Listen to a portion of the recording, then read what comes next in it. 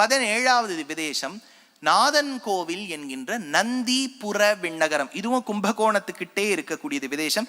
பெருமாளுக்கு ஜெகநாதன், நாதநாதன் அப்படின்னு பேரு. தாயாருக்கு செண்பகவல்லி தாயார்.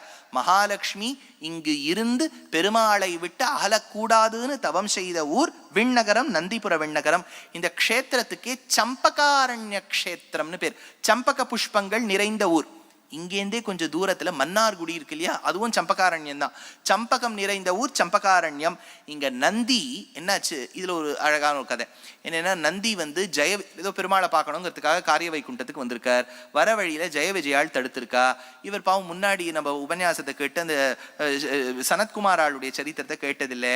அவா பண்ண தப்பியே இவர் ரிப்பீட் பண்ணிவிட்டார்.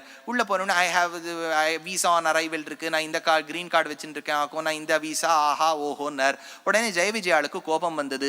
உஷ்ணத்தோடு இருப்பாய்னு சொன்ன உடனே நந்தி உஷ்ணத்தோடு தவிக்கும் போது சிவபெருமான் கிட்ட போய் கேட்டார். சிவன் சொன்னார், நீ பெருமாள் கிட்ட போகும்போது தானே இது நடந்தது, அவரே இதை போக்கி வைப்பார். நீ சம்பகாரண்ய க்ஷேத்திரத்துக்கு போய் பெருமாளை பிரார்த்தனை பண்ணு, உடம்புல இருக்கக்கூடிய உஷ்ணம் குறையும். அந்த உஷ்ணம் நந்தி பிரார்த்தித்து குறைந்தபடியால் நந்தி தொழுத விண்ணகரம் நந்திபுர விண்ணகரம்.